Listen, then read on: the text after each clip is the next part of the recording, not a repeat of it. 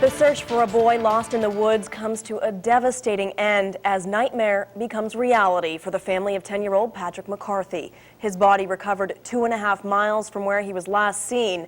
News Now's Julie Raditsky joins us live with the latest. Julie? Airport security shaken after finding bags of knives on 2 planes. Those flights now grounded in Houston, Texas and New Orleans as the FBI searches all commercial flights for anything suspicious.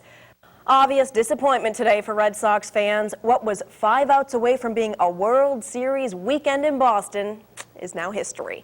The night team's Brian Bates has reaction. From disappointment of the Red Sox to optimism as Manchester baseball fans are already lining up for season tickets to the new AA team coming next spring. Tickets go on sale tomorrow, but the Fenway Park groundskeeper from Londonderry involved in Saturday's bullpen brawl may sue 2 Yankee players. 24-year-old Paul Williams was working inside the Yankees bullpen when he began cheering for the Red Sox. Weather and mechanical factors ruled out in Wednesday's deadly ferry crash. But questions arising whether the required minimum 2 people were at the controls. The reconstruction of Iraq raising more controversy. Senator John Sununu voting against a Senate measure requiring Iraq to repay money it's being given for reconstruction efforts. Another roadside bombing in Iraq claims the life of an American soldier and wounds 2 others. The victims are from the 220th Military Police Brigade. Well, it's time for the weekend to be here, and we're wondering if it's going to be a good weekend. Al Caprillion, what do you have for us? Lucas Tree cut down not 1, not 2, but 9 large trees from the front of Alexander's property. And that's not including the smaller trees they cut from the other side of his rock wall. Arrest warrant, police state Noble told an undercover detective he wanted his wife shot in the face, and all he wanted from her was the diamond off her hand. In these first 2 rooms, insurance will cover everything, including the furniture. But because the flood levels have never gotten this high before, insurance will not cover the furniture for the rest of the 6 rooms here. So that's just another loss the owners are going to have to suck up. We're here at Wesley Clark headquarters in Bedford at Sierra Sparks restaurant, where you can just feel the excitement in this room. Supporters are flocking in by the dozens, everyone looking at the numbers, and they're all quite happy to see with nearly 3/4 of New Hampshire precincts reporting. Wesley Clark does have a small 3rd place lead over John Edwards. John Kerry is still in 1st place with a double-digit lead over Howard Dean. And Wesley Clark is making a quick getaway to catch a plane to go to South Carolina, and from there he says it's all up to the voters. In Bedford, Cherilee Budrick, WNDS News Now. Kim, it really is amazing when you look around here to think that only a couple of weeks ago there was water several feet high. And though there is still evidence of the flooding inside these businesses, construction crews, cleaning crews, business owners are working around the clock to ensure that their stores are in tip-top shape in time for the holiday. We will get open by Saturday. And if you look at Peggy Fennelly's store, you can see just how lofty that goal really is. While construction crews virtually rebuild her candy shop, she's trying to get the supplies to fill it. Right now we're on our way to North Conway to pick up candy showcases. We found them in North Conway. We just came from Portland to get an ice maker. Now, after Conway, we've got to go to Woburn to pick up more candy. She has about $100,000 worth of damage in merchandise to fix and replace. Her husband's jewelry store next door suffered about $80 grand in damage. Still, he's already up and running with the help of many volunteer cleaning crews. Ordinary people doing such extraordinary things, it makes you feel good. Saxony Imports is spending most of its days restocking items they put away before the floods hit. But some things, they admit, just can't go back on the shelves. We've tried to minimize the loss that we have. I will be having a flood sale at some point. While it's good news for most in York Beach, it's not for everyone. Some shops are still not going to be able to make it for the Memorial Day weekend. The booths aren't going to be ready. They're buckled and stuff like that. Just finished putting the trim back together and, washing down everything again. But he's staying positive, figuring he'll open the first weekend of June and make up for losses starting then.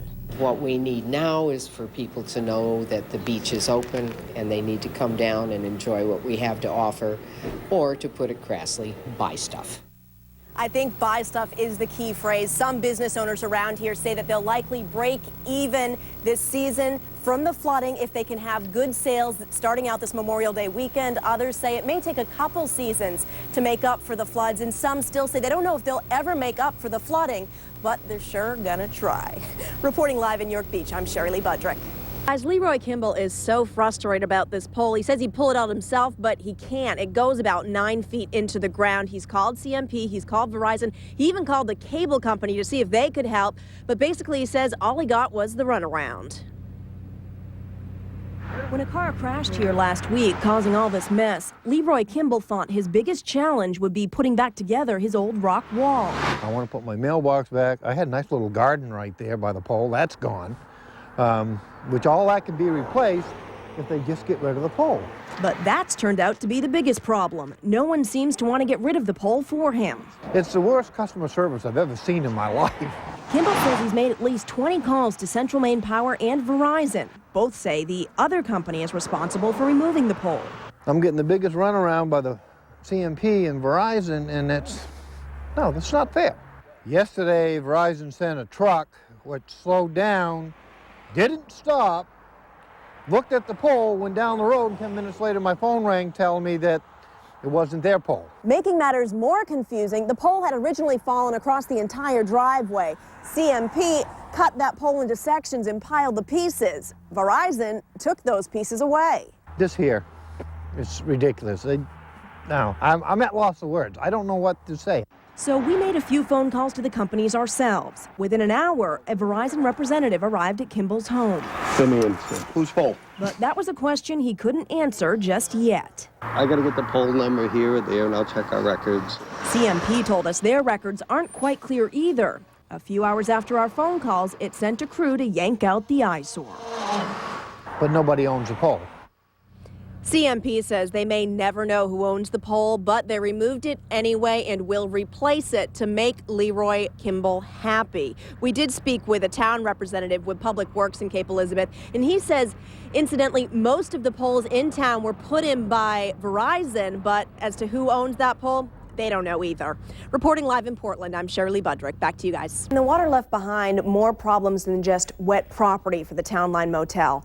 And every day their rooms are still being fixed is costing them not only the labor for that, but also loss of income. Certain guests like their room, and I've got a gentleman upstairs in room 4 that always stays in 20, and he wants to know why he couldn't have his room. Well, when he showed up, he found out why. What that guest saw is what this peaceful stream can do when it grows 20 feet higher and about 100 feet wider.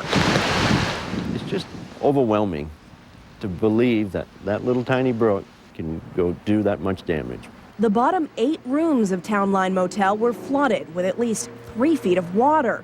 It ruined all carpets, furniture, appliances, electrical wiring, and even some plumbing. They were rotted to here. And the time you patch it, it's cheaper to tear it all out and put it back. By tearing it all out, they were able to save their upper 12 rooms from mold contamination and are now able to keep booking guests there. At least we have some revenue. We can pay the bank and keep the lights on. In these first 2 rooms, insurance will cover everything, including the furniture. But because the flood levels have never gotten this high before, insurance will not cover the furniture for the rest of the 6 rooms here. So that's just another loss the owners are going to have to suck up. When you're mortgaged as it is, and then you got to borrow money on top of that, and if they're going to charge your interest, it's going to take a long time to recoup our losses. It leaves a sad feeling inside because it's the season. Season's here, and you should be up and operating, and we aren't. The owners hope to have their lower 8 rooms rebuilt and furnished in time for renting July 4th. Kim, it's pretty safe to say most of us would be a bit put off if we came home to find the tree line in front of our home completely gone and cut down to timber. Timber left all over our property for us to clean up. And for David Alexander, it's no different. And what may be the most surprising part, though, as far as he can tell, it's all legal. You look at it, it's pretty devastating. This is the surprise that greeted David Alexander when he returned from vacation earlier this week.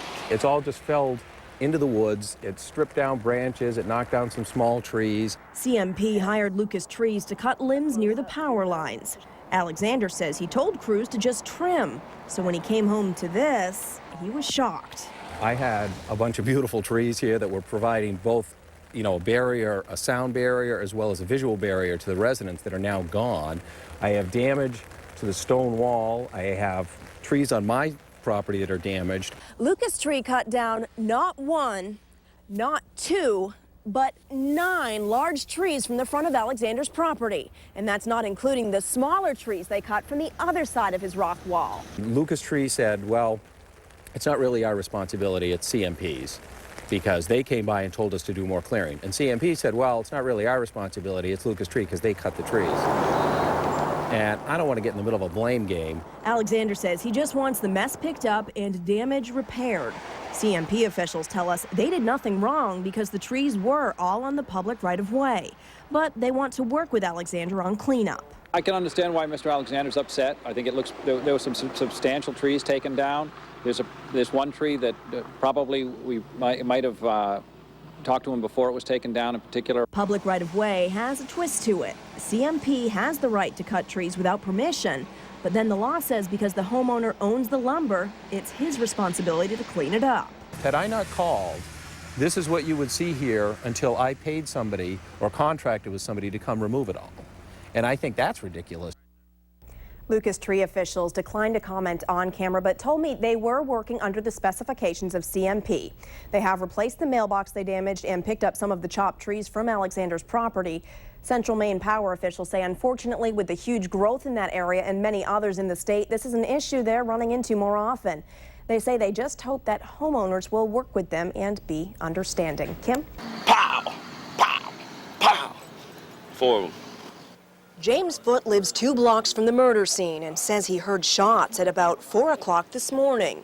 Now he and many others from the commercial and residential neighborhood are trying to figure out exactly what happened. Police got a call about 6:15 this morning. The caller had found 2 bodies off Calif Road. When police arrived, they found a man and a woman face down in the parking lot of Jelena's Motors. At this time, the Manchester Police Department is treating the circumstances surrounding these deaths as apparent homicides. It was quite a shock for Al Pike. He couldn't get into work this morning. Police blocked off his building and much of the area. Especially in your own neighborhood. I mean, you don't expect stuff like this to happen. I mean, The owner of Jelena's Motors says even though the crime happened in his parking lot, he knows nothing. He stands nearby with the rest of the neighborhood waiting for word the crime scene is clear and his business can go on as usual. I was driving in and I heard on the radio they found bodies in South Manchester. Didn't realize it was this South Manchester. Investigators ask if you have any information about this shooting to call Manchester Police at 603-668-8711.